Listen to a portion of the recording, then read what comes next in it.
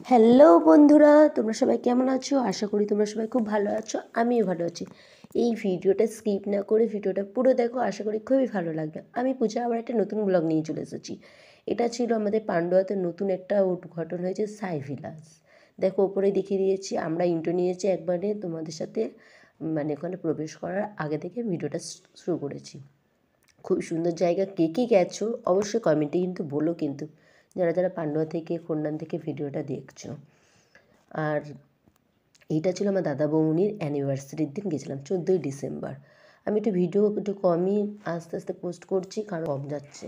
তাই প্লিজ সবাই একটু লাইক করো, কিন্তু যেরকম ভিউজ আছে সেরকম একটু লাইকটা করো প্লিজ, রিকোয়েস্ট করছি তোমাদের কাছে। আর দেখো আমরা টিকিটটা কেটে ভেতরে এন্ট্রি নিয়ে নিয়েছি। এখানে টিকিটের দাম মাত্র 40 টাকা, কিন্তু 40 টাকার থেকে তুলনা জিনিস তুমি ভেতরে ঢুকে খুবই ভালো লাগবে। আর দেখো খুব সুন্দর একটা সাই ভিলা, মানে একটা সাই বাবার মন্দির আছে। তারপরে একটা ছোটোখাটো বাচ্চাদের পার্ক আছে, দেখো টয় ট্রেন আছে, এক সুন্দর রেস্টুরেন্ট আছে, ক্যান্ডেল লাইট ডিনার আছে, মানে সব কিছুই তুমি করতে পারবে। এখানে দেখো কত সুন্দর পার্কটা করেছে, অসাধারণ। দেখো কত ভালো লাগছে দেখতে, পার্কটা খুব সুন্দর হয়েছে। দেখো এই যে লাফায় যে জাম্পিং না বাম্পিং বাম বলে, সেটা আমি জানি না, সেটা আছে। আর দেখো তারপর আমরা প্রবেশ করলাম মন্দিরের দিকে। এখানে ডেকোরেশন করা হচ্ছিলো বিয়ের জন্য, মানে 15ই ডিসেম্বর একটা বিয়ে ছিল সেই জন্য। তারপর আমরা এই দেখো জুতো খুলে আমরা এবার মন্দিরের দিকে ঢুকলাম। ঠান্ডার মধ্যে মার্বেলটা খুব কনকন ছিল। আর আমরা যখন গেছি তখন 6টা সাড়ে 6টার দিক বাজে। আর এত সুন্দর জায়গা, মানে বলার মতো না, খুব শান্তির জায়গা। আর ভেতরে দেখো আমার মা আগে আগে এগোচ্ছে, তারপর আমি। এখানে প্রসাদ রাখা ছিল, প্রসাদটা ছিল ছোলা, তবে সবাই নিলাম। প্রসাদটা নেওয়ার পর ঠাকুরটাকে দর্শন করলাম। দেখো কত সুন্দর দেখতে। ঠাকুরের একটা ফটো আছে লাস্টের ভিডিও শেষে, আমি ফটোগুলো কী কী ফটো তুলেছি সবই তোমরা দেখতে পারবে। দেখো সাই বাবা, যারা যারা সাই বাবাকে ভালোবাসো অবশ্যই কিন্তু একটা লাইক দিয়ে যেও, আর তারপরে একটা কমেন্ট করে দিন, ঠিক আছে? আমার তো খুব ভালো লেগেছে। দেখো চারিদিকে সিসিটিভি, কিন্তু ওপরের থেকে ভিউটা কি দারুণ লাগছে, কি দারুণ, অসাধারণ। সামনে জিটিটুর ধারে এরকম একটা পার্ক, একটা মন্দির, অসাধারণ। অনেকে মহামেডানটাও গেছে, মন্দিরে প্রবেশ করেনি, কিন্তু ওই পার্কে ঘুরেছে, রেস্টুরেন্টে খাওয়া দাওয়া করেছে। আর পাশে দেখো কি সুন্দর একটা ব্রিজের পাশ থেকে একটা খাবার রেস্টুরেন্ট। আর এখানে রেডি হচ্ছিলো, বিয়ে ডেকোরেশন করা হচ্ছিলো, বরকনেকে সাজিয়ে বসবে বলে। আর দেখো এখানে সব সাই বাবার এক একটা করে ফটো লাগানো ছিল। খুব সুন্দর জায়গা, প্রতিদিনই খোলা থাকে। যারা যারা যাওনি অবশ্যই যাও, ঘুরে আসো, খুব ভালো লাগবে। বেশি দূরের না, পান্ডুয়া থেকে মাত্র 30 থেকে 40 মিনিট লাগবে যেতে, পান্ডুয়া স্টেশন থেকে বলছি।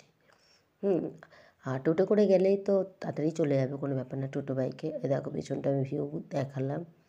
আর অন্ধকারে লাইটিংটা খুব সুন্দর লাগছিলো দেখতে।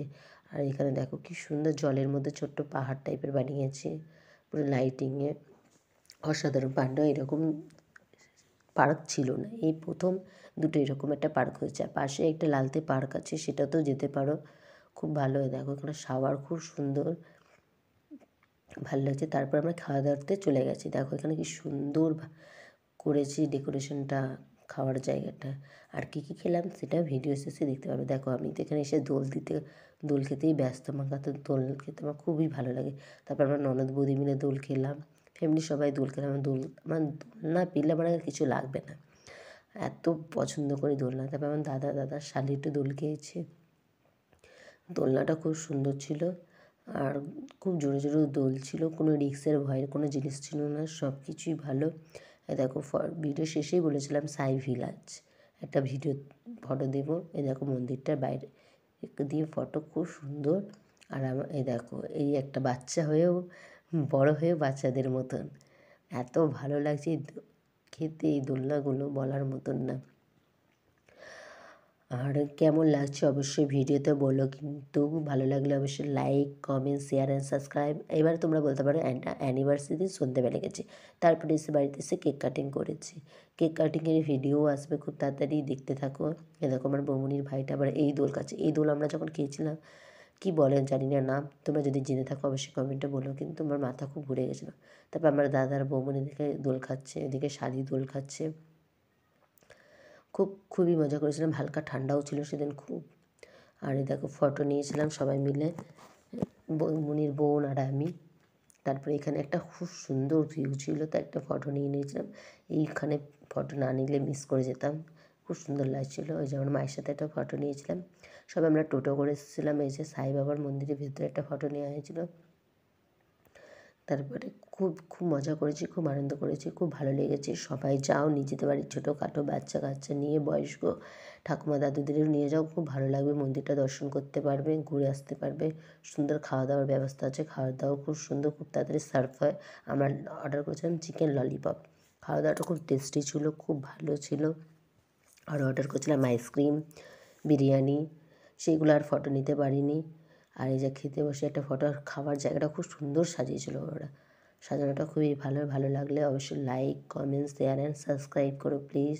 সবাই সাপোর্ট করে। যে বৌমনির অ্যানিভার্সারি ছিল, তাই দাদার বৌমনি একটু পোজ দিয়ে ফটো তুলেছিল। আর কেক কাটিংয়ের ভিডিও খুব তাড়াতাড়ি আসছে।